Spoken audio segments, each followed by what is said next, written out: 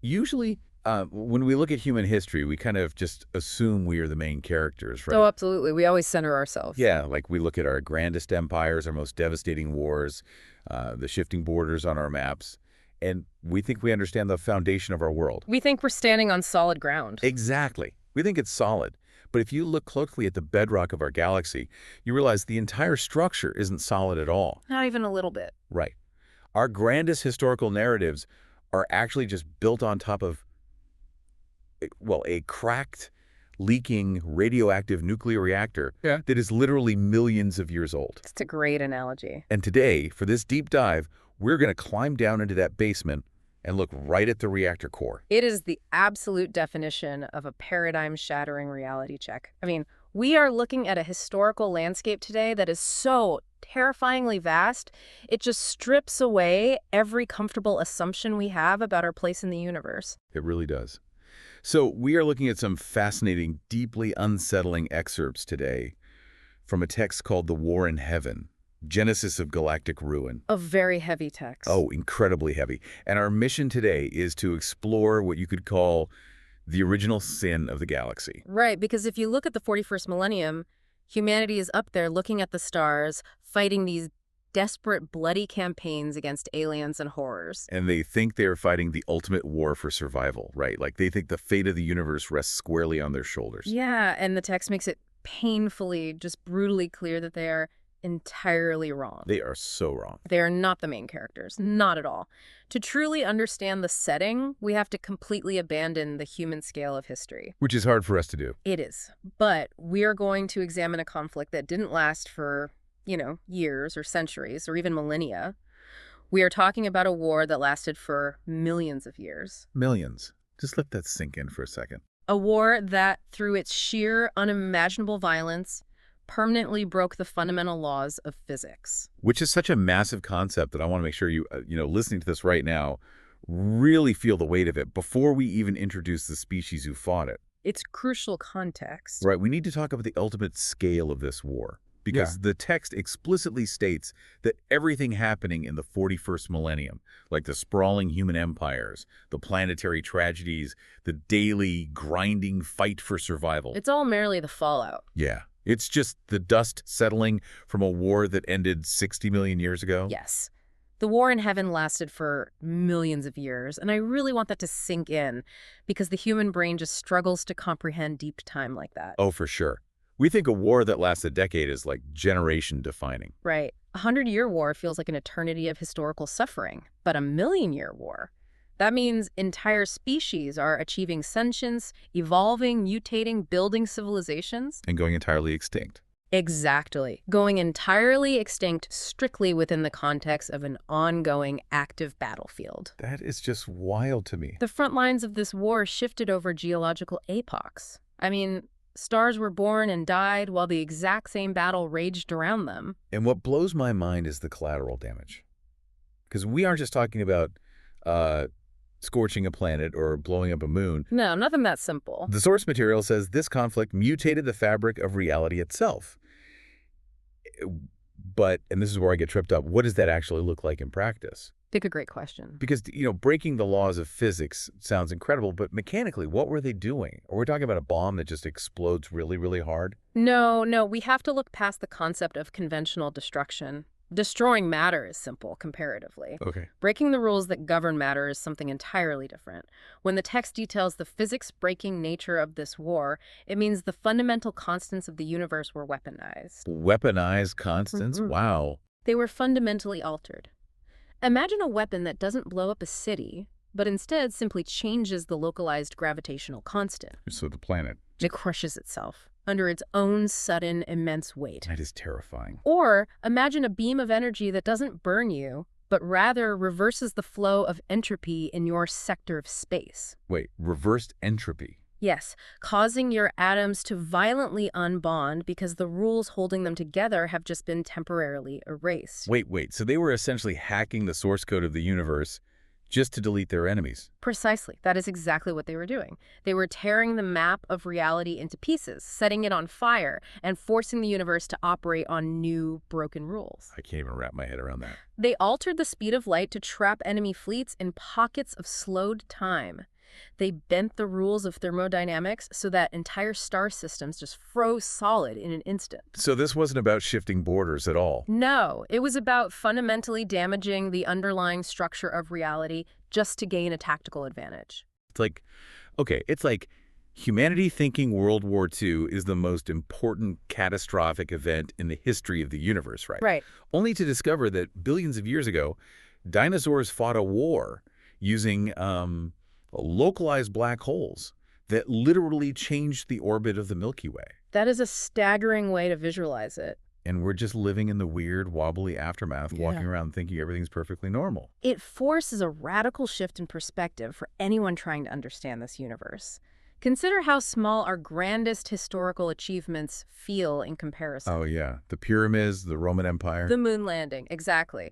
Placed against a backdrop of million-year timelines of apocalyptic, reality-bending destruction, human history is barely a fraction of a millisecond on the cosmic clock. A fraction of a millisecond. You realize that humanity isn't the architect of this galaxy. We're just squatters living in the irradiated ruins of a battlefield we can't even begin to comprehend. That is deeply, deeply humbling. But to understand how the universe got to this broken state, we need to meet the two species whose, well, their fundamental incompatibility sparked the fire. Yes, the primary actors. In reading through the sources, this is a study in absolute cosmic contrasts. I want to start with the undisputed heavyweights of the ancient galaxy, the first sentient race to achieve true galactic dominance. The old ones. The old ones. Now, the text describes them physically in a very specific way, which kind of caught me off guard. Yeah, they are often depicted as cold-blooded, bioluminescent, hyperpsychic entities, basically amphibian or reptilian hybrids. So like giant glowing space frogs. Picture towering, glowing, serene, frog-like beings.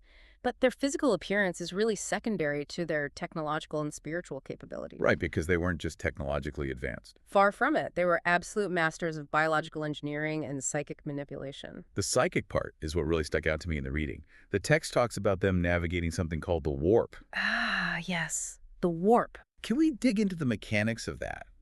Because it describes the warp as the dimension of souls, like an underlying spiritual parallel to our physical universe. That's a good way to frame it. And it says the old ones move through it like calm, serene swimmers. What does that mean? To understand the warp as it existed millions of years ago, you have to imagine a perfectly still, perfectly calm ocean of silver light. Okay, a calm ocean. It is a dimension of pure energy fundamentally tied to emotion and consciousness. The old ones didn't just build ships with thrusters to cross the physical galaxy. They didn't just fire up the rockets. No, they projected their consciousness and their vessels into this alternate dimension, literally gliding along the spiritual currents of the universe. Wow. They could instantly bypass physical distance by moving through the dimension of souls. So they are essentially stepping out of physical realities, swimming through a sea of psychic energy, and just popping back into the material universe wherever they want. Exactly. It's a total mastery of space. And because they had such a profound connection to the spiritual realm, they had a unique mastery over life itself in the physical realm. Because they're connected to the soul dimension. Precisely. They could manipulate reality with their minds. They could knit DNA together like artists painting on a canvas. Like it was nothing to them. They created entire new sentient species from scratch, seeding completely barren worlds with life just to see what would grow. So they possessed a bioorganic psychic toolkit that allowed them to essentially play God. Yes, they were the undisputed gods of the early galaxy. And when you have that kind of power, it's going to shape your entire psychology. I mean, it has to. The sources say they viewed themselves as the gardeners of the galaxy. Which sounds incredibly benevolent at first. Right. It sounds lovely, but when you really think about how a gardener operates, it's not exactly a democratic process, is it? Not at all. A gardener is an absolute dictator over their garden. They are. They literally decide everything. They decide what gets planted. They decide what receives water and fertilizer. They decide which branches are pruned. And what gets ripped out of the ground. And most importantly, they decide what is considered a weed to be violently uprooted. The Old Ones believed it was their absolute divine right to decide the evolutionary path of the entire galaxy. They just assumed that authority. They decided who lived, who died, and who deserved the ultimate prize, which was immortality. Which leads right into their fatal flaw. The text zeroes in on this. Supreme arrogance. It was inescapable for them. If you are an immortal, glowing, psychic frog god who can literally sculpt life from dirt, I imagine it becomes very difficult to relate to a creature that only lives for like 30 years. It becomes impossible. When you are immortal, you lose touch with the desperation of mortality. You just can't fathom it. You lose empathy entirely. The ticking clock that defines the struggles, the fears, and the frantic ambitions of shorter-lived species becomes totally abstract to you. It's just a blink of an eye for them. You begin to view other sentient beings not as equals, not even as people, but simply as flora and fauna to be managed. And that profound lack of empathy, that absolute disconnect from the reality of suffering, is going to violently collide with the second player in this tragedy. The contrast is jarring. If the Old Ones are serene, immortal gardeners, we have to look at the species they shared the galaxy with. Enter the Necron tier. The Necron tier. Yes. The text doesn't mince words here. I mean, it literally refers to them as cancer-ridden humanoids. The Necron tier are the ultimate foil to the Old Ones. They are a species defined entirely down to their cultural core by a fundamentally hostile environment. A terrible environment. They evolved on a planet that orbited a violent, dying star. Their homeworld was continuously bathed in lethal, radioactive solar radiation. So their entire evolutionary history was basically a biological nightmare. Exactly. I really want to spend some time on their psychology because the text makes it clear that this isn't just a tough planet they eventually conquered and moved on from. No, the trauma was permanent. The radiation permanently damaged their DNA. They were brilliant, they were fiercely ambitious, but their bodies were racked with tumors, genetic decay, and agonizing pain from the moment they were born. And they had agonizingly short lifespans. So what does a society even look like when your entire civilization is built around the absolute, unavoidable certainty of an early, painful death? Well, it creates a culture obsessed with legacy and memory. Legacy, right. If you know with absolute certainty that you are only going to live a few miserable decades. And you'll be in pain the whole time. Exactly. If those decades will be characterized by physical degradation, your concept of the future shifts entirely. You don't build for your own retirement. Because you won't make it to retirement. You build so that you won't be forgotten. The Necron tier focused all of their brilliant architectural and engineering minds on death. On their tombs. Their tombs, their necropolises were vastly more magnificent, complex, and enduring than the cities they actually lived in. Because, I mean, you spend way more time dead than alive. Precisely. They poured their societal wealth into monuments, vast crypts, and records of their conquests. Just trying to leave a mark. But underneath all of that ambition, underneath the beautiful stonework of their massive tombs, was a deep, burning, generational envy. A psychic bitterness. A psychic bitterness that infected their entire race. And they were envious because they eventually looked up at the stars, managed to somehow leave their irradiated hellscape, and ran right into the Old Ones. Imagine the psychological whiplash of that moment. I can't. You are a Necron tier noble. Your body is covered in lesions. You are constantly coughing up blood. You know your children possess the same failing genetics. It's just a cycle of suffering. And you travel across the stars only to discover a race of bioluminescent amphibians who live forever. Who feel no pain at all. Who casually swim through the soul dimension and play with the building blocks of life as if it were a game. While you are literally suffocating on your own irradiated blood, they are enjoying an eternal, painless paradise. The disparity is almost cruel. Okay, but hold on, because I need to push back on something here. I was reading the source material, and there is a massive paradox that just jumps out at me. Okay, what did you spot? The text explicitly states that the Necron tier had incredible technology. In fact, it says their mastery of physics and material science far surpassed that of the Old Ones. Yes, that is accurate. They could build ships that cross the galaxy. They could manipulate gravity. So why couldn't they just cure their own space cancer? It seems like a glaring plot hole, doesn't it? It really does. If you can build a faster-than-light engine, how is it possible you can't fix a tumor or repair a strand of DNA? That is the exact paradox that defines the Necron tier's tragedy, actually. And it comes down to a fundamental disparity in the nature of their technological evolution. Okay, break that down for me. The Necron tier were masters of the purely physical universe. They understood material science, thermodynamics, and quantum mechanics to a degree that practically bordered on magic. They could build anything. They could build machines out of titanium and energy that defied belief. But the old ones held an absolute, unbreakable monopoly on the biological and spiritual universe. Oh, I see. So the Necrontyr could build a perfect, indestructible mechanical engine, but when it came to biology, they just hit a hard ceiling. Exactly.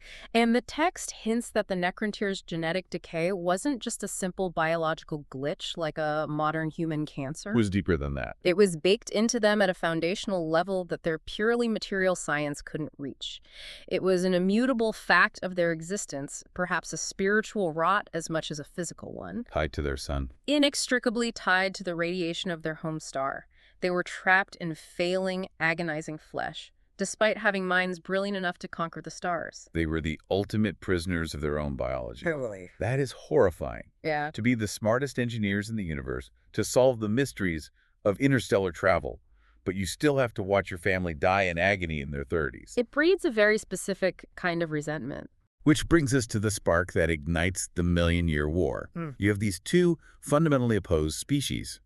And, driven by their short, painful lives, the Necrontyr finally decide to look to the gardeners of the galaxy for salvation. They reach out.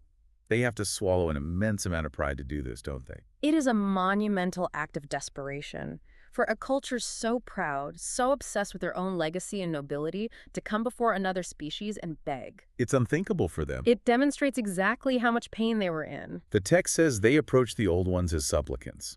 They traveled to the lush, perfect garden worlds of the Old Ones, and they literally beg. They ask for the one thing they can't build. They say, give us the secret to immortality, heal our corrupted genes, save us from the slow, agonizing decay of our own bodies. You have the power to do this with a thought. Please, save us. And the Old Ones, in all their infinite wisdom, serene power, and perfect health, look down at this dying, desperate race and say, They say now. there's a flat, unequivocal denial. I really struggle with this. I have to advocate for the Necrontyr here if you're listening to this and wondering the same thing. Why would the benevolent, enlightened gardeners refuse to heal a sick plant? It does feel contradictory to their whole ethos. It feels monstrous. Yeah. They have the cure. It costs them absolutely nothing to share it. Why deny them? It's crucial we look closely at the mechanics of the Old Ones' justification here, because while the text notes they were arrogant, they weren't being arbitrarily cruel just for the sake of it. Okay, so they had a reason. They operated on an entirely different scale of morality. The Old Ones looked deeply at the Necrontyr, peering into their very essence, and they saw a species whose souls were fundamentally poisoned by bitterness. So they were judging their character, not just their physical health. They saw an ocean of envy and spite. The Old Ones possessed a terrifying mathematical foresight. They could see the outcome. They calculated that giving immortal, pain-free bodies to a species so utterly consumed by ambition, entitlement, and deeply ingrained grievance would unleash a galactic plague. Oh, I see. If the short-lived, dying Necrontyr were already aggressively expanding and conquering just to leave a legacy, What would they do with eternity? they would never stop. The Old Ones believed the Necrontyr would never be satisfied. They would consume and subjugate everything. So, acting as the ultimate cold arbiters of galactic balance, the Old Ones told the Necrontyr to accept their place in the natural order and just die with dignity. I want you, the listener, to put yourself in the Necrontyr's shoes for just a second. Just to really feel the weight of this moment. It's a crushing moment. You were born into agony. You watch your parents die in terrible, racking pain. You know you will die the same way. Your children will suffer the same fate. Inevitable suffering. And the literal gods of the galaxy who hand out immortality to their pet projects like candy look down at your suffering, judge you as morally unworthy of life, and tell you to just go die quietly so you don't ruin their garden. How would you react? You would be utterly, irreversibly consumed by rage. The denial shatters whatever restraint they had left. Grief turns to pure, unadulterated hatred. To the Necrontyr, this wasn't just a rejection of medical aid. No, it was the ultimate insult. It was an unforgivable insult to their very right to exist. And so, they do the only thing a culture obsessed with death and legacy knows how to do. They go to war. They unite their fractured, squabbling dynasties into a single, unified front of absolute hatred, and they declare war. This begins the first war in heaven, and despite the Necrontyr's fury and their incredible material technology, the war is a spectacular, unmitigated disaster for them. It is a total rout. The text says they brought to bear these physics-based superweapons, massive fleets of ships that could crack planets. But remember that disparity we talked about earlier? Material science versus spiritual mastery. Exactly. The Necrontyr fleets would line up their massive cannons, ready to vaporize an Old One enclave, and the Old Ones would just step out of reality. We have to explore the mechanics of this, Yeah. because it highlights exactly why the Necrontyr were so horribly outmatched. The Old Ones didn't just fly their ships faster. When a Necrontyr weapon fired, the Old Ones would psychically slip their vessels or even their entire planetary installations into the warp. It would transition into the dimension of souls. Yes. Right. You cannot shoot what is suddenly existing in an entirely different plane of reality. The weapons simply had nothing to hit. The Necrontyr weapons would just pass harmlessly through empty physical space. And then the Old Ones would casually swim through the warp and reappear instantly behind the Necrontyr armadas. Completely outflanking them without firing a single conventional shot. Completely outflanked. And it gets so much worse for the Necrontyr. Because the Old Ones don't just fight back with ships. They use their mastery of biology to unleash genetically engineered superweapons. Bespoke biological shock troops, engineered specifically to counter the Necrontyr's technological advantages. The ancestors of the Orcs and the Eldar, right? Yep. The Old Ones didn't draft citizens. They just fired up their genetic foundries and grew armies of psychic, devastatingly powerful monsters whose sole biological imperative was to tear the Necrontyr apart. It was an overwhelming biological tide. The Necrontyr are losing so badly and so rapidly that they aren't just facing a military defeat, they are facing total rapid extinction. Within a few short generations, they are pushed back to the very edges of the galaxy, trapped in their irradiated home system. They're backed into the ultimate cosmic corner. Their fragile bodies are failing them faster than ever due to the stress of war, their grand armadas are burning, and their entire species is about to be erased from the historical record by the very beings who smugly refused to save them. The desperation reaches an absolute fever pitch, They had nowhere left to turn. which perfectly sets the stage for a Faustian bargain of unimaginable proportions. Facing the total erasure of everything they have ever built, the Necrontyr look for an alternate source of salvation.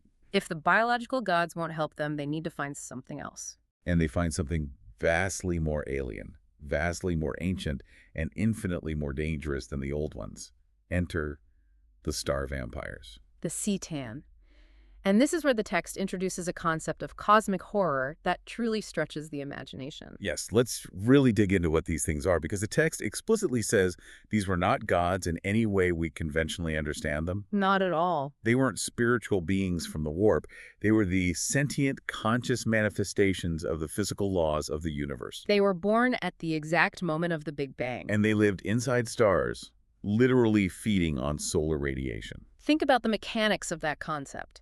Sentient physical laws. Imagine if the concept of gravity, or the strong nuclear force, or the inevitable march of entropy actually possessed a localized consciousness. It's hard to even picture. These entities are tied purely and exclusively to the physical universe. They have zero connection to the warp. And because they are fundamental laws of physics giving sentience, they are totally, utterly alien. They have no human traits whatsoever. No concept of souls, no concept of emotion, empathy, or morality. They are simply ancient, vast, hungry forces of nature. The source material mentions they didn't even notice the Necrontyr at first. Why would they? Right.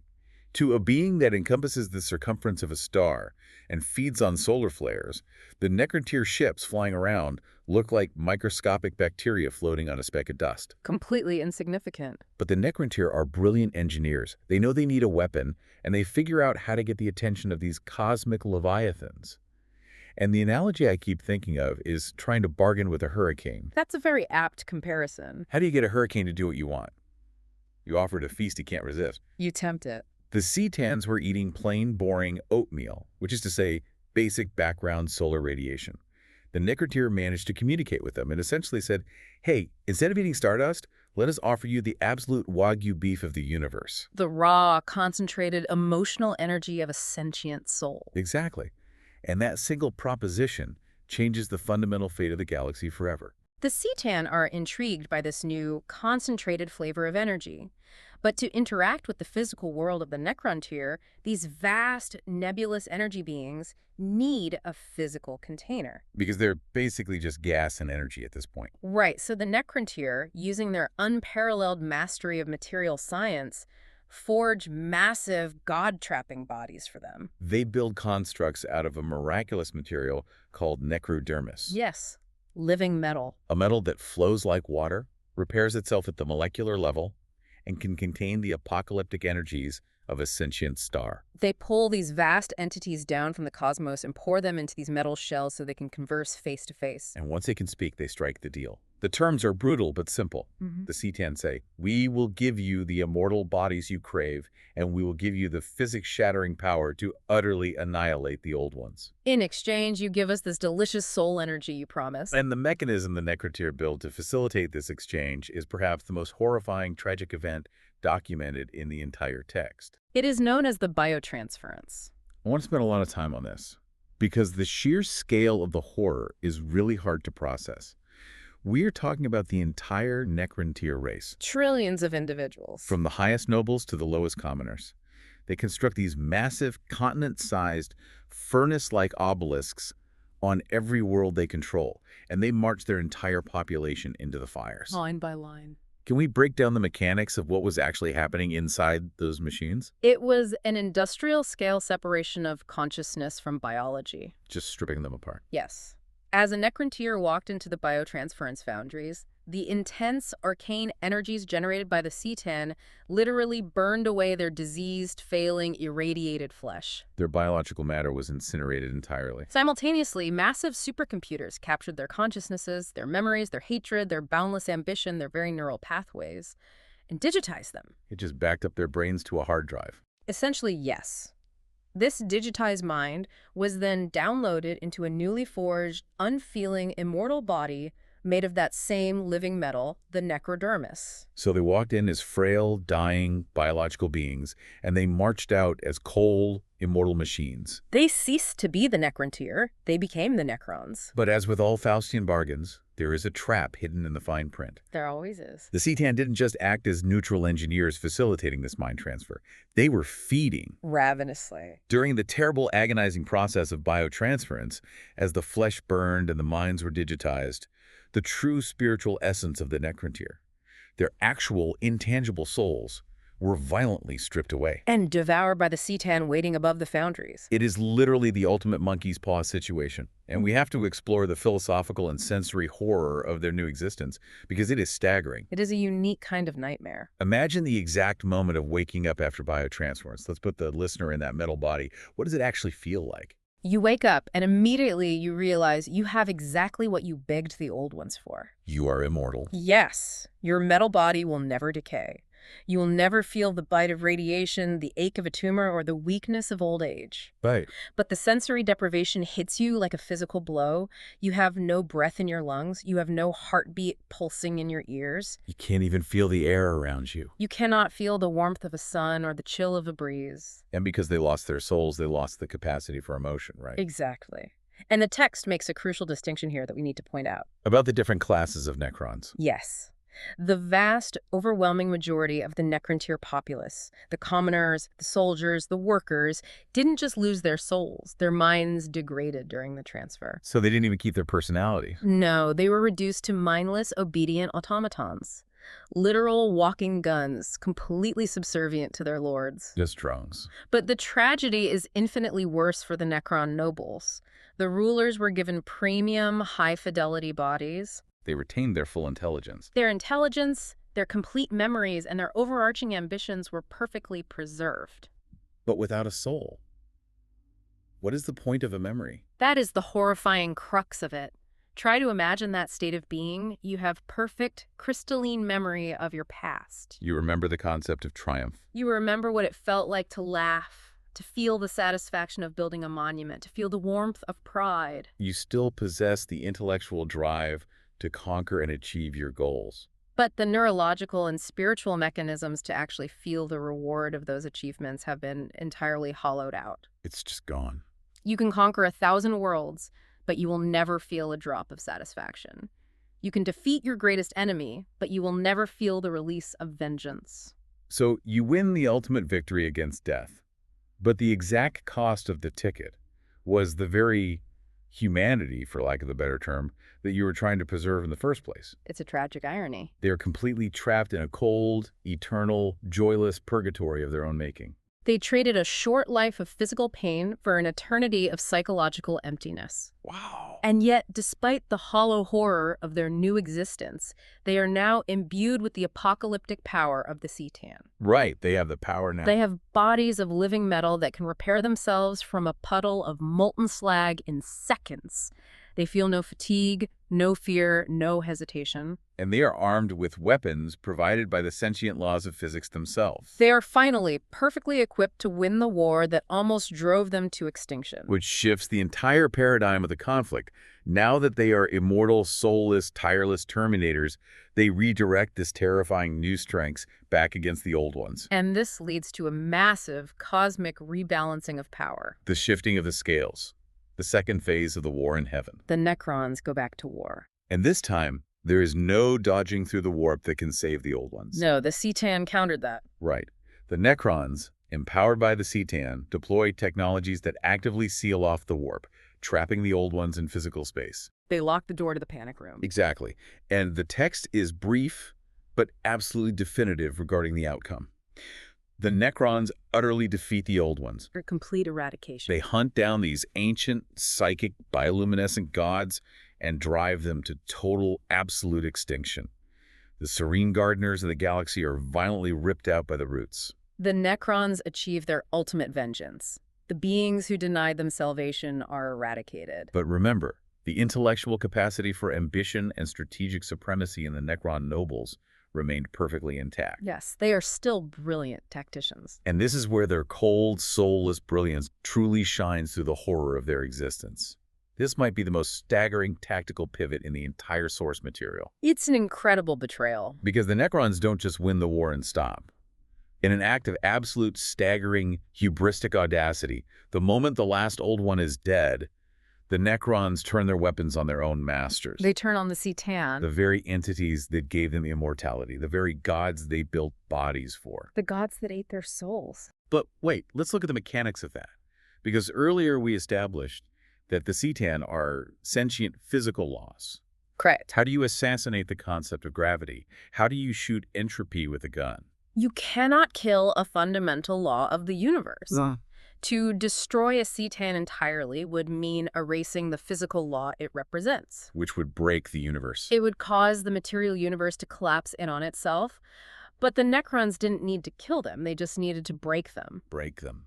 The Necrons used weapons that unraveled the very fabric of reality, focusing energies so intense that they shattered the living metal bodies of the C'tan. And in doing so, shatter the consciousness of the star gods inside them. It's like trying to fight a hurricane, and instead of killing the storm, you somehow manage to chop the hurricane up into a million tiny, isolated gusts of wind. That is an excellent way to visualize it.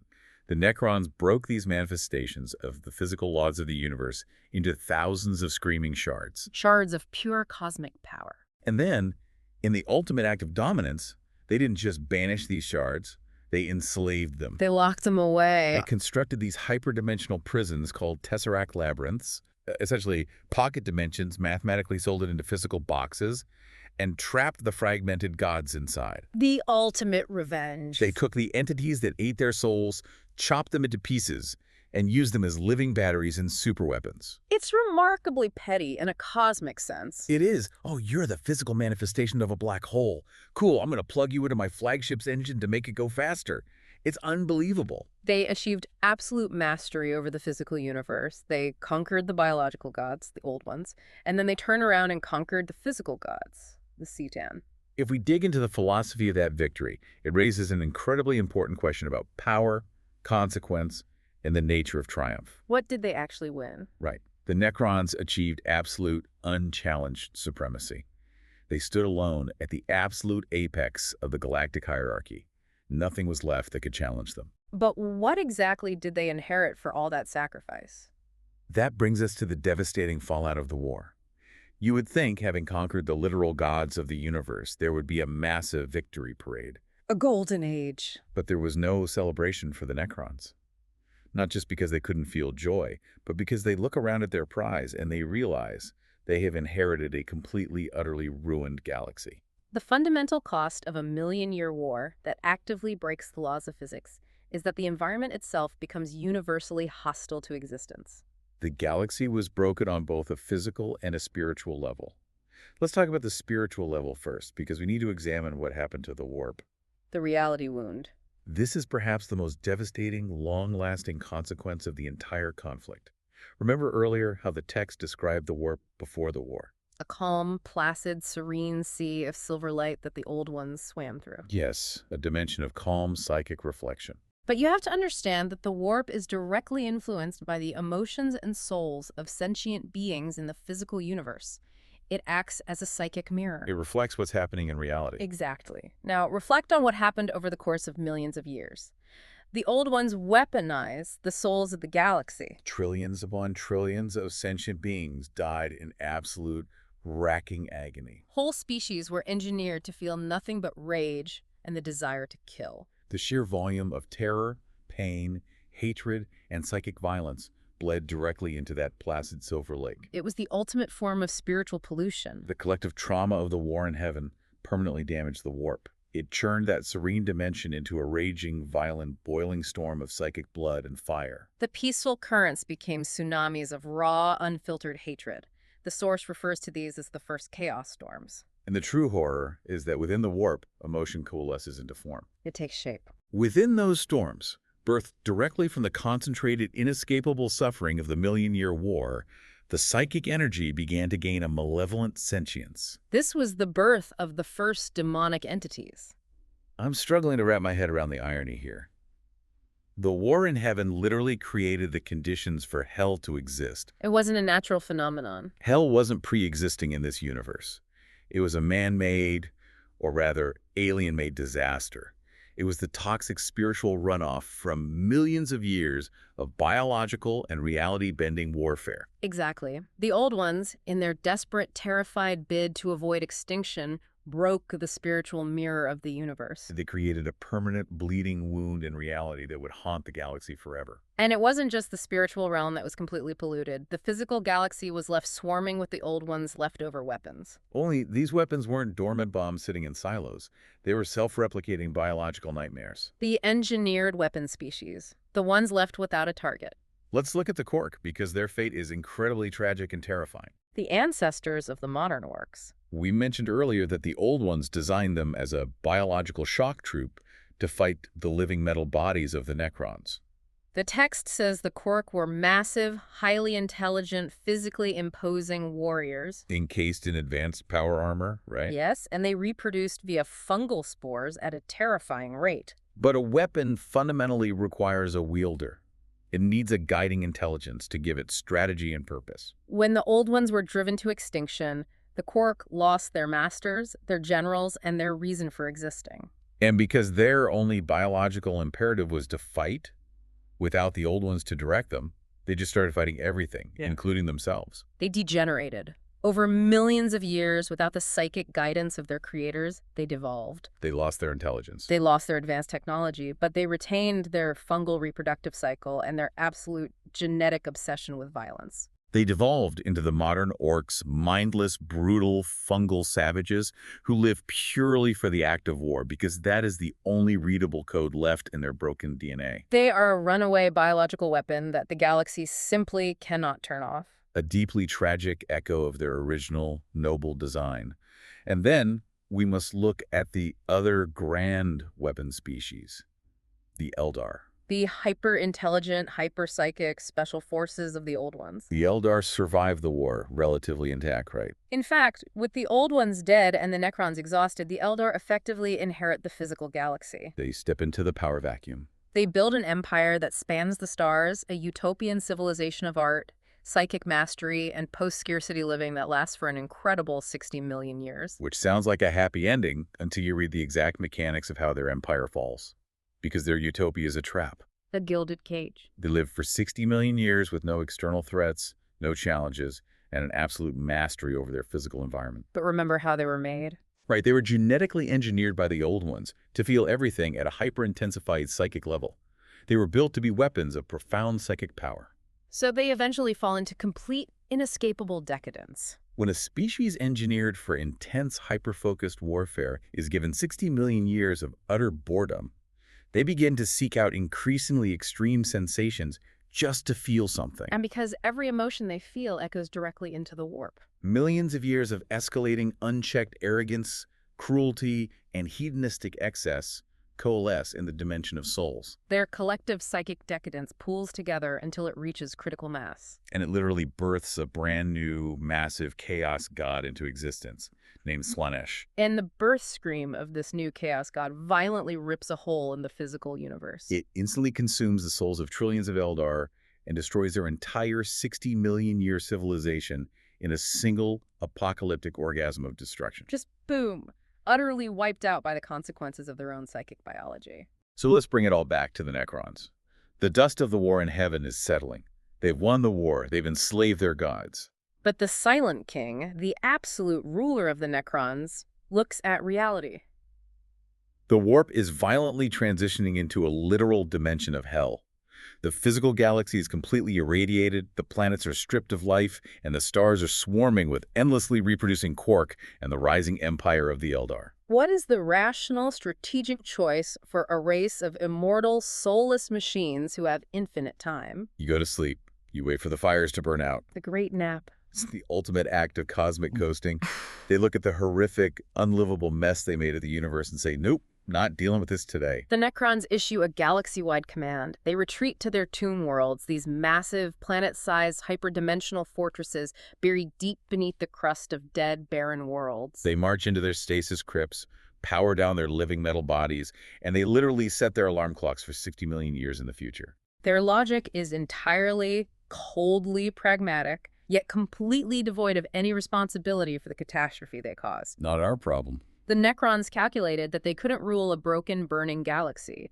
They decided to simply sleep through the entire age of the Eldar Empire, the eventual rise of humanity, and the gestation of the Chaos Gods. They assumed that over the course of tens of millions of years, the galaxy would naturally cool down. The warp would calm back into a placid sea, the Eldar and the Quark would inevitably wipe each other out in pointless wars, and the universe would essentially reset itself. We broke the laws of physics, we unleashed hell, we're going to bed, and hopefully the universe fixes itself by the time our alarms go off. It is breathtakingly arrogant. And that brings us to the overarching synthesis of this entire massive historical text. We need to pull this million-year timeline back down to the present day, to the 41st millennium, to understand the ultimate horror and cosmic irony of the lore. If we synthesize everything we've meticulously unpacked today, from the bioluminescent gardeners to the living metal machines, we see a dual tragedy of immense, almost unbearable proportions. Let's look at the Necrons first. Their initial motivation was entirely understandable, even sympathetic. They were in agonizing pain. They just wanted to cheat death, so they could finally live in peace without their bodies rotting away. But in their desperate pursuit of that peace, they sold their very souls. They eradicated the only beings capable of maintaining biological harmony, and they shattered the fundamental physical laws of the universe, directly unleashing cosmic chaos. They achieved immortality, but destroyed their capacity to enjoy it. And look at the old ones. Their tragedy is born of perfect hubris. They wanted to preserve the pristine purity of life. They saw themselves as noble, infallible gardeners, tending a beautiful, peaceful galaxy. But in their absolute unyielding arrogance, they coldly condemned an entire sentient species to a life of agonizing decay. Which was the direct catalyst for the war. Then, in a desperate bid to win that war and avoid extinction, they compromised every single one of their morals. They engineered biological weapons of mass destruction that would permanently plague the physical universe. And their escalating psychic warfare permanently shattered the spiritual dimension, inadvertently creating hell and the chaos gods. It was mutual systemic annihilation. The war in heaven was not a victory for anyone involved. The Necrons won the physical war, but forever lost their souls and their humanity. The old ones lost the war entirely, were driven to extinction, and their perfectly curated, peaceful garden became a literal, inescapable nightmare. Which completely, fundamentally recontextualizes everything we know about the human struggle in this setting. It changes everything. When an Imperial Guardsman in the 41st millennium is standing in a muddy trench, looking up at the burning stars, terrified out of his mind of an alien horde or a demonic incursion or a psychic anomaly. He thinks he is fighting a new, desperate war for the future of his species. But he isn't. He's entirely mistaken about his place in history. He is just fighting the aftershocks. Yes, he is literally just fighting the radioactive, demon-infested shrapnel of a 60-million-year-old conflict that humanity doesn't even know happened. The orcs screaming towards his trench, they aren't a new alien threat. They are the devolved, leftover biological weapons from the First War. The mysterious, arrogant Eldar. They are just the decadent, traumatized remnants of the Old One's special forces. The literal demons tearing through reality from the warp. They are just the manifested psychic pollution generated by the agonizing deaths of trillions of aliens millions of years before Earth even had life on it. Humanity isn't the grand main character fighting for the glorious destiny of the galaxy. No, they are basically rats scavenging in the ruins of a burned-out, forgotten battlefield, just trying to survive the lingering radiation of weapons fired by gods they will never comprehend. It is a profound, chilling humbling of the human narrative. But understanding that scale leaves us with a deeply unsettling reality to consider about the future. Because if humanity and everything they have built over their short thousands of years of history is just a temporary infestation squatting in the ruins of the Necron Empire, what happens next? Right, because 60 million years have passed. The timers in the tombs have reached zero. The alarm clocks are going off. I want to leave you, listening at home, with a lingering, terrifying question to mull over long after this deep dive is finished. The Necrons went to sleep assuming the galaxy would be empty, peaceful, and clean when they woke up. But they're waking up right now, deep beneath the crusts of thousands of seemingly human worlds. They are opening their mechanical eyes to find their grand property heavily infested. It is teeming with billions of loud, psychic humans. It is overrun by the devolved, endless descendants of the Quark, and the warp is overflowing with screaming demons actively tearing into real space. So what exactly happens when the immortal, soulless, hyper-advanced, physics-breaking landlords of the universe fully wake up, look at the utterly ruined state of their property, and coldly decide it is finally time to clean house? It genuinely gives you chills. It really forces you to think about the long-term echoes of history. We go through our lives thinking we understand the foundation of our world. We think we know what's buried beneath our feet.